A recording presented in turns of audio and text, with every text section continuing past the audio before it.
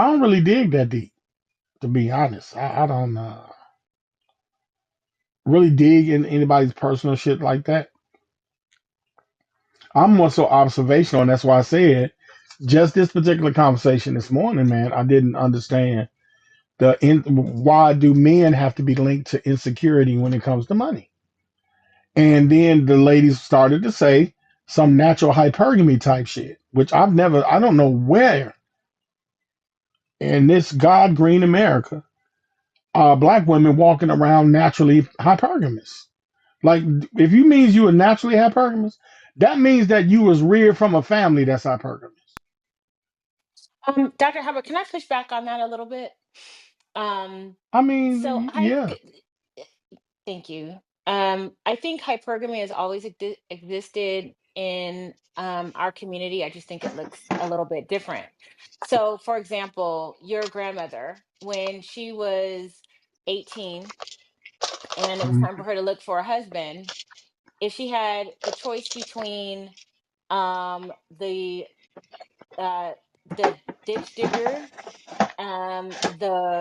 the factory line worker, or the I don't know, the store owner, that's hyper. If she came from country folks and she was just a pretty bright girl and she had those three men who wanted to marry her, then she would pick the best man for the job in terms of what resources he could provide for her. Like, there's no way that, your grandmother's parents, and I'm going to say that for certain, would say, nope, nope, nope, get with the ditch digger. They would say, get with this man who has his own business. It's growing. He's smart. He's industrious. Or get with the man who's a factory worker, who has some skills. Like, uh, that hypergamy just means, for example, if one person works at McDonald's and another person is in corporate, they get together and that woman was the one who was working at McDonald's. That's a hypergamous move. It doesn't really have anything to do with like blue blood old money stuff. I'm just saying that is hypergamy, and it is and still continues to be practiced regularly in our community. It just looks a little different sometimes. I don't. That's not true, and I'm going to tell you why. So When you're we start saying, talking wait, wait, finance, we wait, got to talk. but are you saying Now, ain't no way. are Whoa, you whoa, saying that whoa, your whoa, great whoa, whoa. grandmother, her parents would have told her to marry the ditch digger and not the store owner or the factory worker? Is that what you're saying?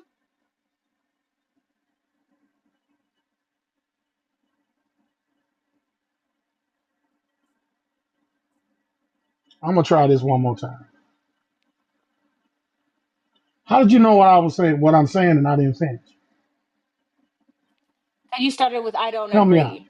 So I was like, what part don't you agree with? But how did you know? How did you know what I was saying if I just said I don't agree? That's why I Like when asked you for when you said clarity. when you no you didn't ask for clarity. You said I got a pushback. I said okay, and I let you give four examples. You could have stopped at one, but you gave four.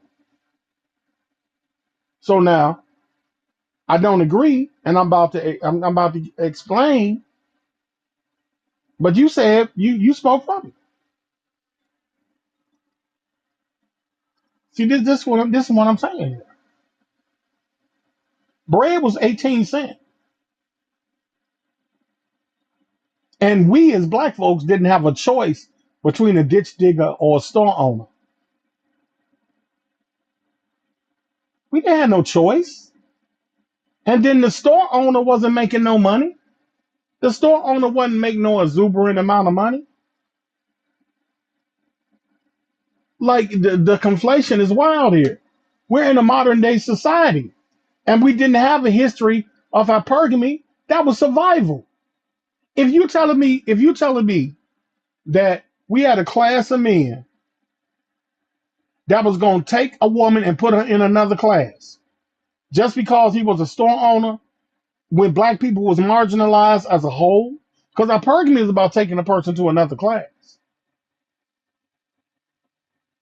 That's what hypergamy is.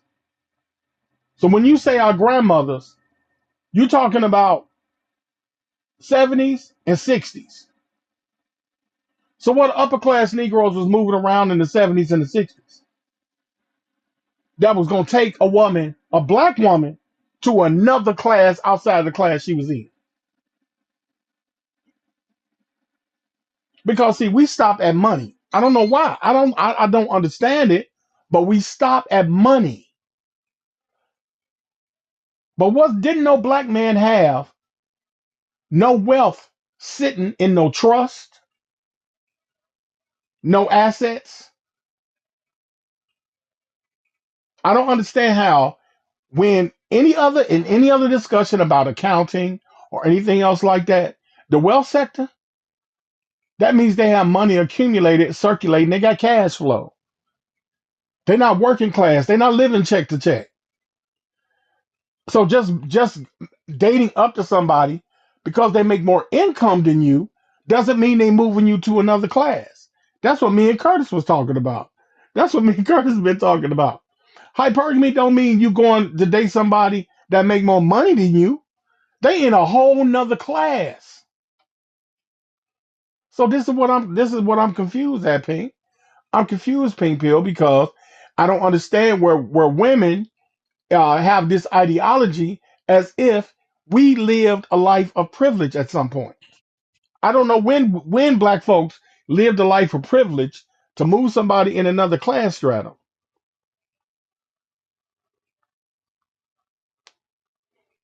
Like somebody put in the Yeah, class in the chat, social classes. Social classes is one thing,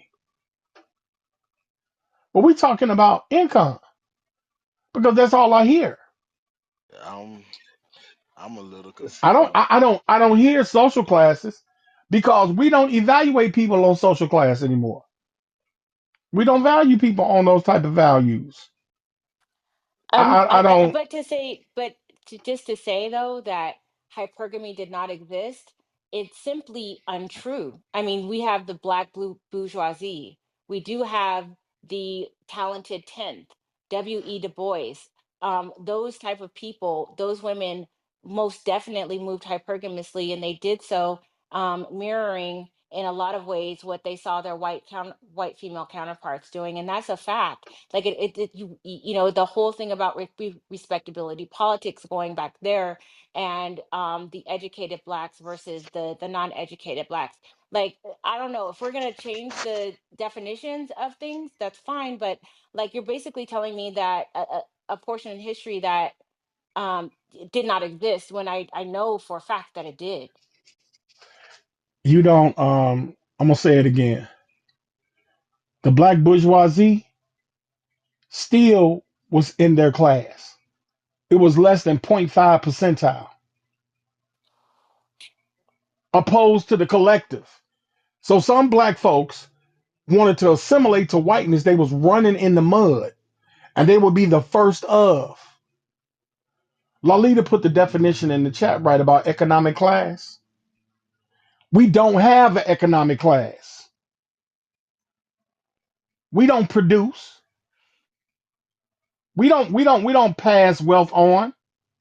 When a black person happens to become black bourgeoisie, they become black bourgeoisie by themselves. They're not bringing their family with them.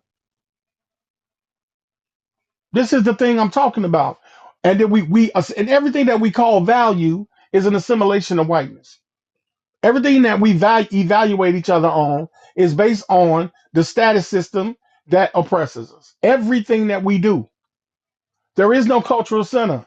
That's why a lot of black people really are just roaming around trying to find some type of identity and somewhere to fit in. This is why we have the nerve as black folks to tell another black person you lazy. But you don't know their conditions. We all not living in the same conditions in this country. We all don't have the same mental capacity or fortitude. The same environment and affects people differently. So when I hear this term, black women and hypergamy, I know one thing that was synonymous with black people: taking your ass to work. I don't know no black woman that was sitting around choosing a male suitor that was going to lift her to another class stratum, especially in those 60s and 70s. If you say in the grandmother status, I've never seen no black man coming to pull some black woman out of her class. Shit, what fucking class was he in? He Because was in the the wealth same gap ain't class. the wealth gap has not changed since 1968. So if it ain't changed since 1968, and we talking about our grandmothers, but the wealth gap has not changed. Income don't change wealth. So I'm trying to figure that out. If I took if I took a month's pay from you, no matter what you making at 100 grand, 150, whatever you making, let me take a month's worth of pay from you. See how that work out. Because the economy is the economy. If we talking about people that register in the wealth sector, today it's 150,000. When minimum wage, the majority of black folks was making minimum wage in the 60s and the 70s. How and then owning a store? Okay, they owned the store, but how many black people was coming in there spending $500 in that black store?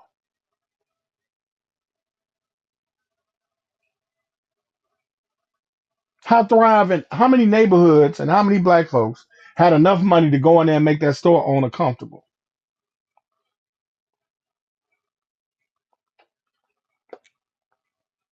So I understand how it appears to be this hypergamous thing. And if I say, and if it was so, if it was so, how it's being applied today, black women ain't gonna marry no hard. The black women that's using that hypergamy talk, they're not even married the man that would be the business owner or the butcher. You want to marry the CEO, but the CEO ain't black. Is he pink? He gonna have to be white, right? He's If that not black gonna woman have to be. wants to marry, if Listen, that I black don't. woman wants to marry a black man that's a CEO, and since black women are naturally hypergamous, and they out here hypergamous, it's a whole bunch of black men CEOs out here for all these black women, right? No, I don't think that that's true, but I do think that the black CEO is going to feel that he's not, he's going to be able to feel that he can move around the world freely, and if he wants to marry the girl from McDonald's, he will have the freedom and space to do so. So I mean, that's honestly like that's what I'm saying. Like, you can't simultaneously. You hear men say all the time that men don't care about your education, et cetera, et cetera. So if successful men, I'm not saying it's true. I'm just saying that this is the narrative that I hear.